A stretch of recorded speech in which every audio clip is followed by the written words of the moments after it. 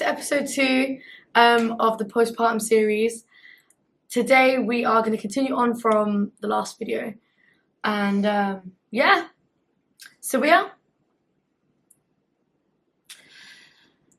take it away. What else affected me? So I said, my first point was the feeling of dread, the feeling of like my life being over. Yeah. Number 2 had to be the sleep deprivation. Mm-hmm. It had to be. When you are barely getting any sleep, it will take a toll on you. Like, sleep is so important, like proper important. And when you're up every 2 hours, you know, it got to a point where I didn't bother sleeping at night. Yeah. It got to a point where I was like, you know what? I'm just going to sit here and watch Grey's Anatomy all night. And then as soon as it hits 8, 9 o'clock, when I hear like my sister or my mum waking up, your shift has started. I'm going to sleep now. Because there's nothing I hate more than waking up. I don't That's like worse than not sleeping. Why? Every 2 hours? No, it's actually worse than not sleeping. It feels more like you feel more fucked. Yes, torture. Well, it's actually torture. Yeah, so I can stay up all night, you know. Like, even now. Same. Like, if you tell me to stay up, I'll stay up. I am more of a night owl anyways. So, like, I would just sit there and wait for Jenna to start crying again. And I'm watching Grey's Anatomy. But I'll tell you one thing, though. There was one night when I decided to stay up, right? And I was sitting there on my laptop watching Grey's Anatomy. And then I heard a sound. Bear in mind, the room is dark. Yeah. I heard a sound coming from the baby's cot. Right? So then my ears were doing this. I was just like, something's going on over here. I paused the show. I look over at Jenna. And I'm like, what is that? I jumped up, put the light on. This girl is choking on her vomit. She's got vomit coming out of her nose. It's coming out from here. She's got white. It's just basically milk all over her face. When I tell you the way my heart sunk, okay, I literally grabbed her so fast. She's a newborn. I didn't know what to do. So I kind of slowly turned her over like this, rubbed her back until she was able to breathe again. When I tell you, her eyes widened, her arms were sticking out, she's doing this. Her face went red, she couldn't breathe. After that night, Nasra, do you think I slept? Do you think I slept? So yeah, that is trauma. Yeah. I did not sleep after that. I stayed up because I thought, if I sleep and I don't hear that little sound that she was making, she could have died.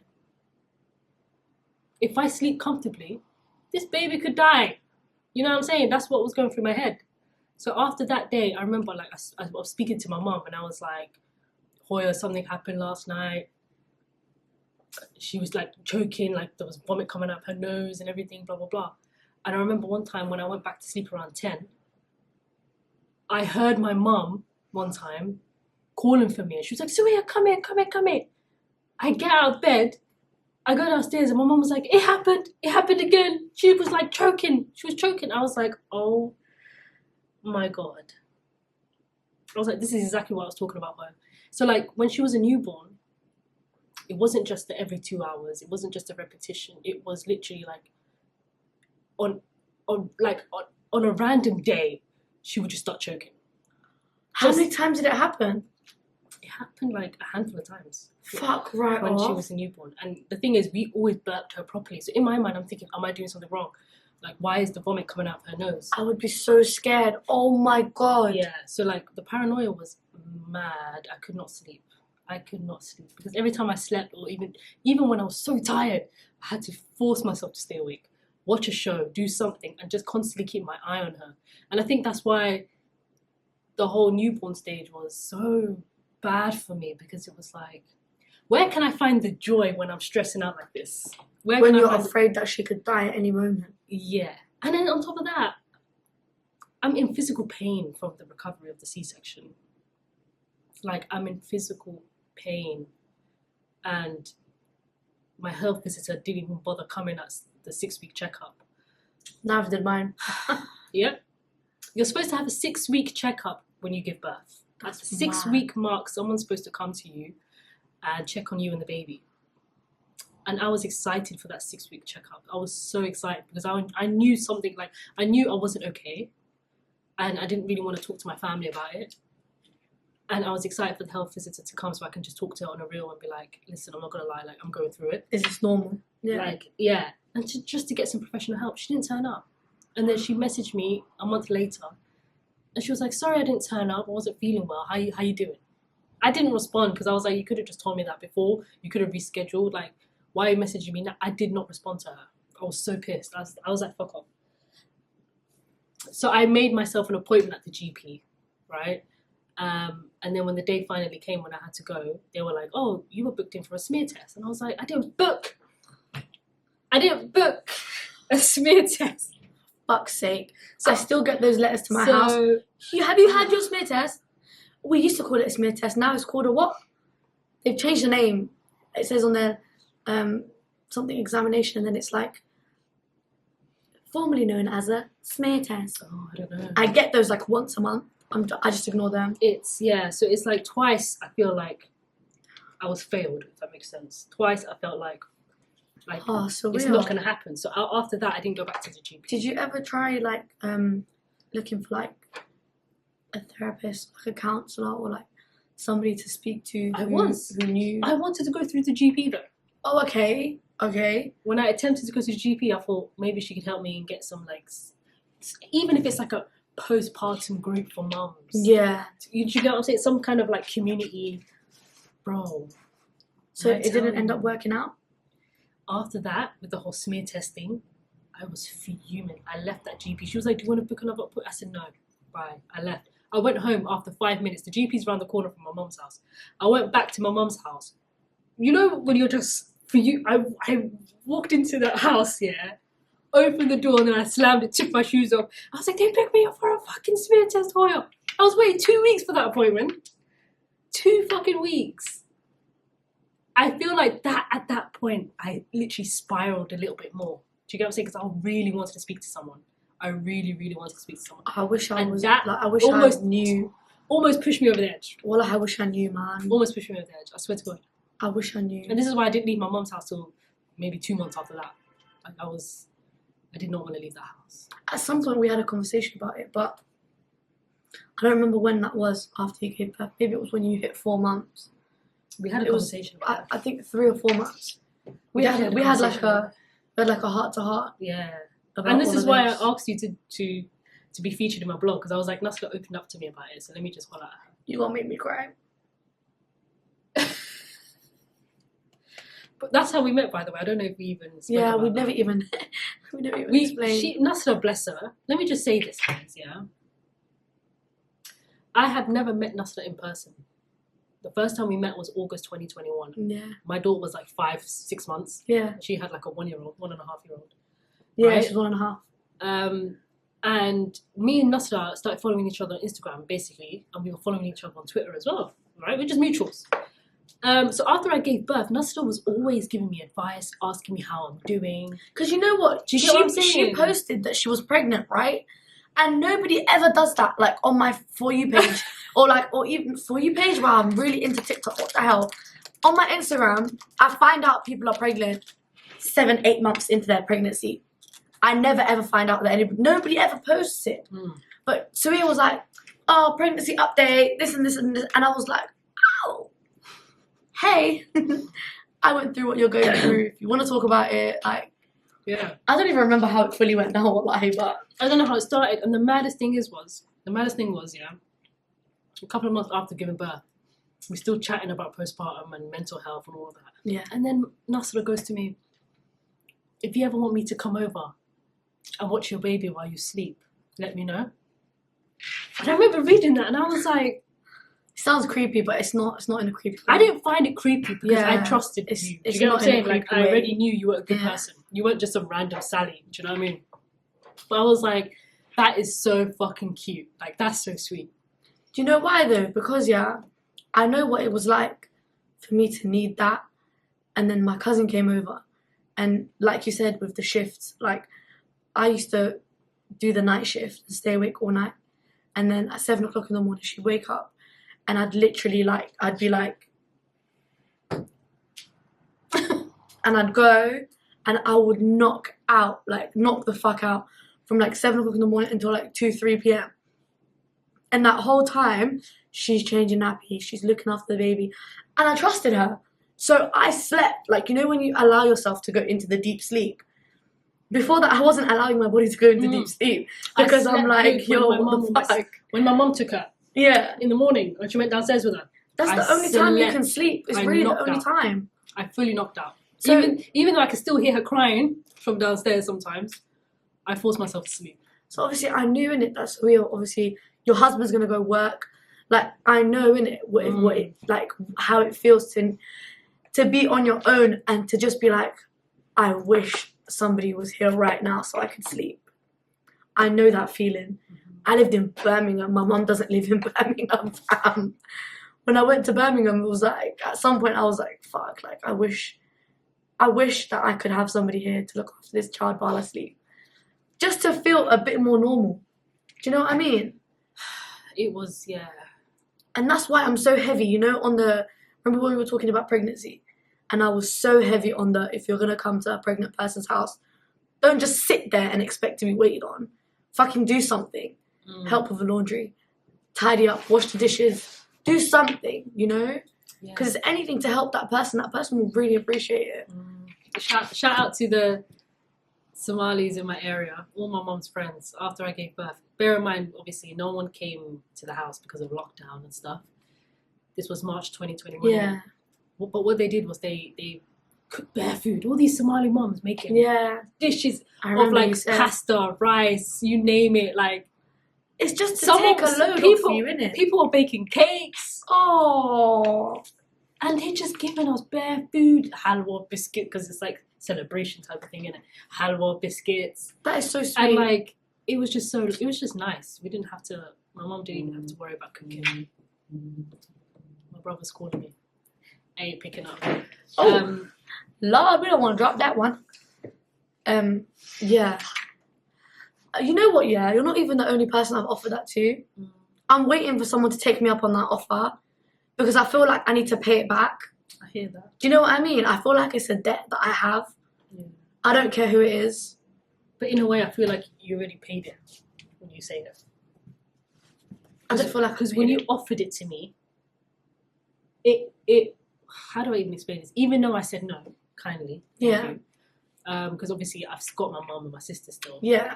But it still felt so heartwarming for you to even say that. Do you get what I'm saying? That's very cute. Yeah. So like, just know that even if they say no, it's still such a nice thing to offer. Well, I need someone to. I'm waiting for my cousin to get married and have some kids of her own, so I can pay that back. Well, because it's honestly something that I feel like it's a chain, innit? It's like a chain of goodness. Yep. And I don't want to be the one to break that chain of goodness. So, yeah. If you know me personally, you're gonna have any kids soon. Shout me. Free babysitter. 100%. It's nice. It was, yeah. I think I'm gonna be very, very honest here.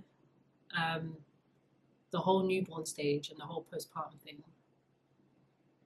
it's put me off having more kids. Me too. I can't lie to you. Yeah. It's not even, a lot of people think labour's the worst part. For some people, maybe it is the worst part. For me, the worst part was what came after the labour, like the postpartum. The 4th trimester was the worst part. It was the worst experience of my life in terms of, I was in such a That's dark... a bold statement, Sawiya. It was such a dark, I was in such a dark place. That's what I mean. Dark place. I've never felt that low, that miserable in my life. Like, well, I can relate to that. I was going to say as well, the wound. Not being able to do much. Yeah. Because obviously you've got a whole surgical wound. Yeah. Like, you know, I was talking about how when Jenna was choking that night. Yeah. And I had to get up from my bed. I was in excruciating pain, but I still shot up out of bed. Because normally I'm just like, you careful, yeah. Right? But the shock that came, the adrenaline that came over me, I got up from the bed really, really fast. And then after she calmed down a bit, I felt the pain. I was like, oh my God. Do you know them ones? Like, I can't even. The pain came afterwards. I can't even imagine what that feels like. Yeah. I'm trying to imagine it, and low key, the bottom of my stomach is kind of hurting. Yeah. But I can't imagine what that feels like. For me, yeah, postpartum, like after I gave birth, my friend gave me advice. She said to me, oh, whatever you do, don't listen to the doctors. Once you give birth, put a little bit of salt in your, we're Muslim, of course, alhamdulillah. We wash ourselves every time we urinate and every time we go to the toilet. So we wash with water, not with just like tissue. So every time I use the bucket of water, she told me put a little bit of salt in it, mix it, and then wash it. And for like the first couple of days, I'd listen to the doctors. And then her words came into my mind, and I was like, let me try it her way, because clearly there's nothing that seems to be healing down there, and I'm not feeling this like at the moment. So once I started doing it, I swear within like a week, things were like hurting a lot less. It like the stitchings, everything was like less painful. It was healing. I could feel it healing. It was getting itchy because obviously when it's healing, it gets itchy. And I was like quite happy that I can now finally sit down without shrieking, without screaming, and also get up quickly. So there was that. The blood mixed with this. Oh, because I don't think you mentioned the tearing. Did you tear? Did I tear? Wait, did you mention that in your labour video? I don't think you did. I don't think I did. You didn't. No, you spoke about the ring of fire more than you spoke about tearing. Did you know that you can tear upwards? I didn't know that. What is upwards? Where you pee from, your urethra, and your poor clitoris. It's already so sensitive, bro. You can tear upwards. Not only did I have a second-degree tear downwards. You also split both ways. That baby said, ah! She said, I'm gonna fuck you up. She came out with a bang. Do you know what that reminds me of? What? The Shining. Okay, I don't like horror movies, so I don't watch that. Oh, okay. When he was like, what's it going? Here's Johnny. You know. No. If you know, you know. Anyways, carry on. No, she literally was like, she did this. I teared upwards and downwards. Wallahi, la bilal ali al-azim, fam. It was thin. I was done out here. It was pain. And the thing is, they don't stitch it upwards. They only stitch the part between your anus and your vagina. That's the only place that they stitch. The perineum, I believe it's called. They stitch that up. And imagine after giving birth, yeah. It just doesn't stop, does it? It doesn't fucking stop, bro. It's almost funny. After I just popped out a whole you, now you're gonna take a needle and thread and needle to my private parts. Okay, so and she injected me with local anesthetic. But I personally don't believe there's any anesthetic in there because that shit didn't work. Was it you who said that they don't numb it too much because you're already swollen? Yes. So they don't want to do too much. And if they numb it too much, it's going to continue swelling, and then they're not going to be able to sew it up properly. Down out here, I remember, like, imagine my legs are up here, I remember looking down at this woman and going, can you fucking do it any harder? Can you put some more fucking anesthetic there? And she's looking at me, she's going, no, I cannot put any more anesthetic there because I cannot. I'm not going to be able to sew it up properly. And you're going to have to come back to the hospital. And I'm like, I don't give a fuck. I don't give a fuck. Literally. I'm arguing with this woman. Do you know what I just went through? And can you do it slowly, fam? What the fuck? Slow down. After every couple of words, it was like, what the fuck? I think the woman was actually like, this fucking bitch. Better shut up, I fucking punch her in the head. How bad was it? Was it as bad as... Because you've just been through contractions, you've been through Ring of Fire. No, listen. Was the stitching on the same level or was it less? Because I just want to understand, does it get worse? You know what's mad, yeah? I swear, it's like that whole experience was like I was going through different types of pain. Yeah. But not only was I going through like type 1, type 2, type 3, type 4, type 5 of pain, I was also at the extreme end of all of them. Yeah. So contractions, worst contraction ever. Birth, worst pain ever coming out. Teared both sides, tore me all the way through. Stitching, worst pain of all. Like it was like extreme ends of every pain. So I can't even say to you, oh, this one was worse, and then I'm gonna rank them from best and to worst and like least painful. I can't even do that because every single one of them was a 10. Type of pain. 10, but different type of 10. Type of pain. 10. Yeah. Different type of pain. 10. Pain. The only thing I could say that was actually okay, the most bearable part, Placenta. personally for me, no, it wasn't even the placenta. The most bearable part was when my body was contracting for me to push, and I was pushing. The act of pushing. A lot of people say you're just pushing. So that part, remember when I said to you that the contraction felt like an echo, and it was like hitting everywhere, and I could just feel pain amongst pain, like multiplying. Mm-hmm. The act of pushing basically gave that pain a purpose. Yeah. So the pain of the contraction just went down and out. It's like I was focus, breathing it out. It's making you focus on the pushing. No, it's like I was breathing the pain out. It's like that pain was there for me to do that. Yeah. So that was like the most bearable part of actual, like, after giving birth. As soon as she came out, different story. Things went left from there. But that actual part where she was going down my canal, down the canal, down and out, that part was calm. But you know what's nuts, yeah? Your actual vagina length is probably about this big, Probably about this big.